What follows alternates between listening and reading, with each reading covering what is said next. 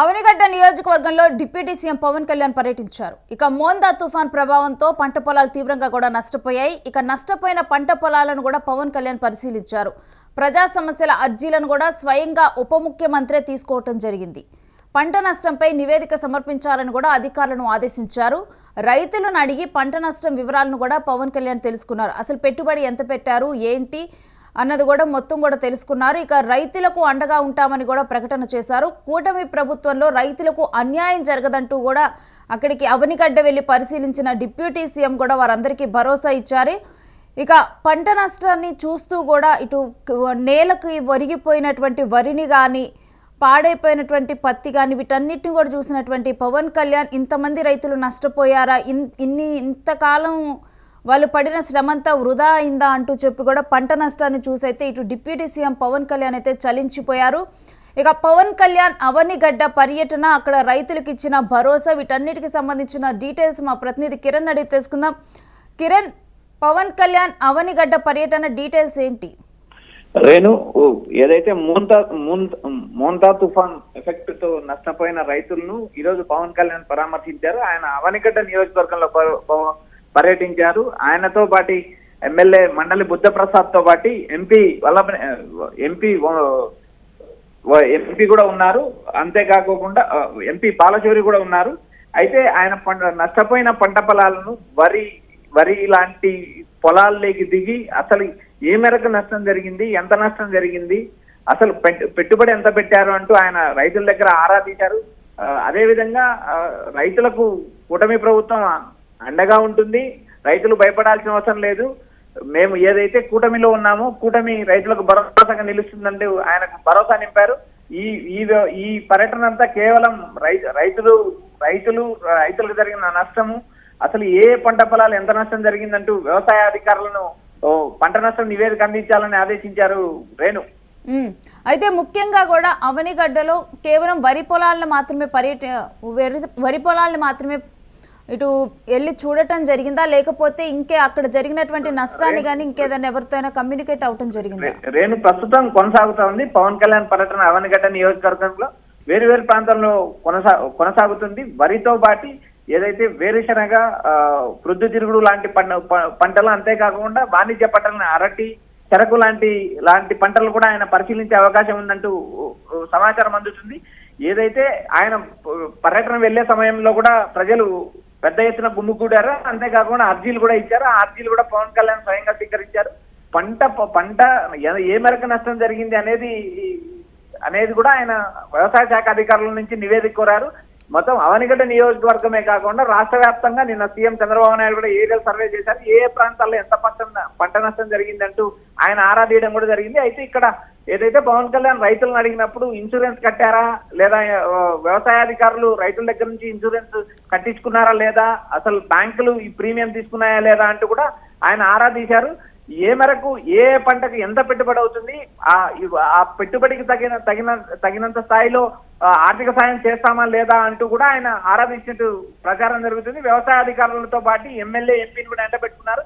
వేరు ప్రాంతాల్లో పంట పొలాలు పరిశీలిస్తున్నారు.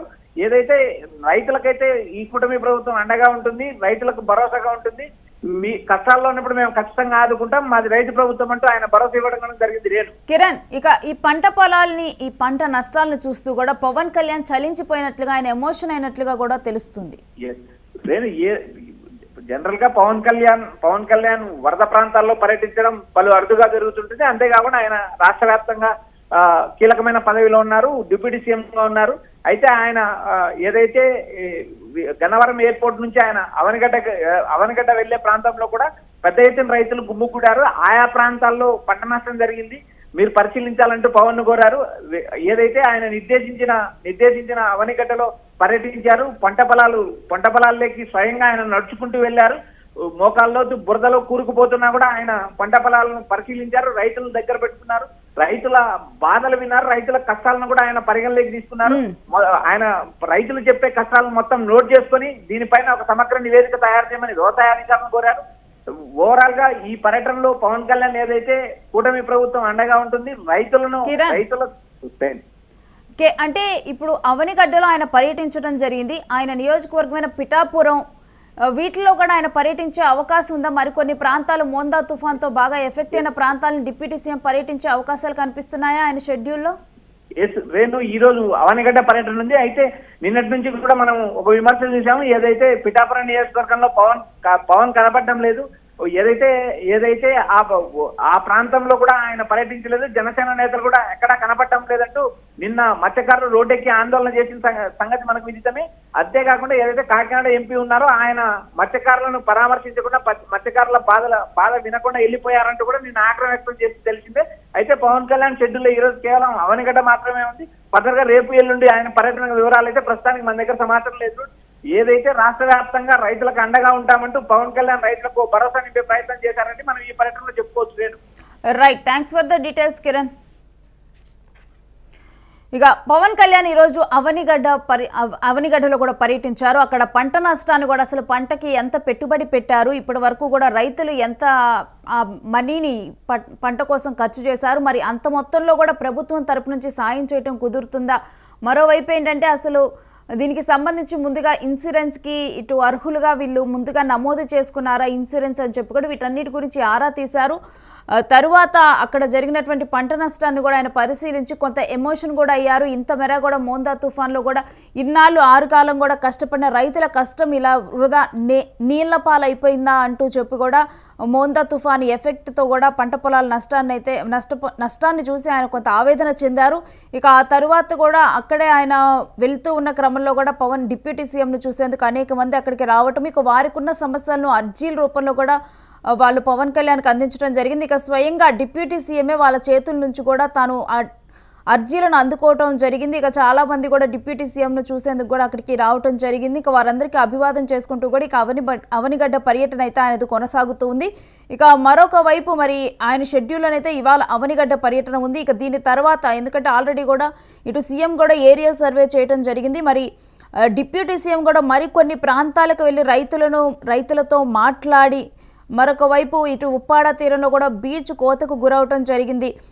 పిఠాపురం కూడా ఆయన వెళ్ళి అక్కడున్న వారిని కూడా పరామర్శిస్తారా ఏంటి అనేది కూడా వేచి చూడాలి. మరి ఈ 2 రోజుల్లో ఆయన మోందా తుఫాను ఎఫెక్ట్ ఉన్న ప్రాంతాలకు వెళ్ళి డిప్యూటీ సీఎం కూడా స్వయంగా వాళ్ళందరినీ కూడా పరామర్శిస్తారా అనే అంశం కూడా చూడాలి.